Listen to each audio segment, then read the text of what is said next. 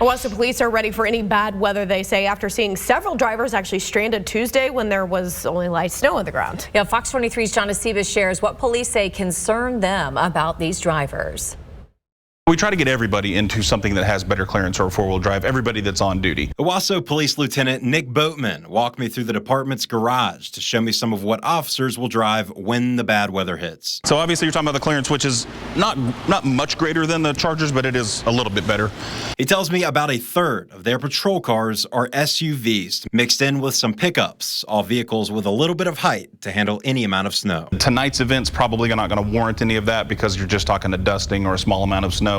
Sunday we'll be looking at, though, because some of the estimates that we've seen have been 3 to 6 inches. If we start getting up into 6 inches of snow, we might have to replace some of those Chargers with SUVs. He tells me all the city is on board with a bit more safety. Fire trucks, ambulances, you name it. They're geared to go. Their engines and their ambulances, they're ready at a moment's notice. They have chains on them. Nick Boatman tells me on Tuesday, with just a small amount of winter weather, in a matter of 2 hours in the morning, they saw nearly 10 accidents that stranded motorists and collisions. I obviously don't know a lot about weather, but you do, Michaela Smith. Why do you think that's the case? Well, you know, we didn't have a ton of snow accumulation in Owasso. It was about 1/10 of an inch.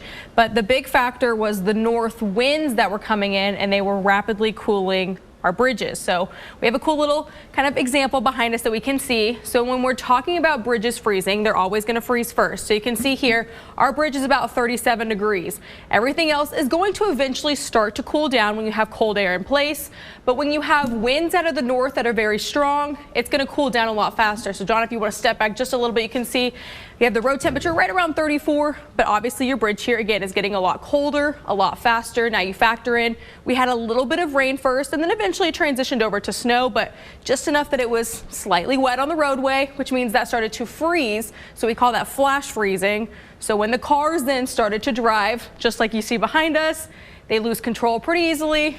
And then that's when we have those crashes, because once you have that moisture, the bridges got a little bit colder and then you had a little bit of ice show up. But then as soon as we, got past those temperatures getting a little bit warmer, everything cleared up starting to again. All right, best advice for tonight and then moving for the weekend.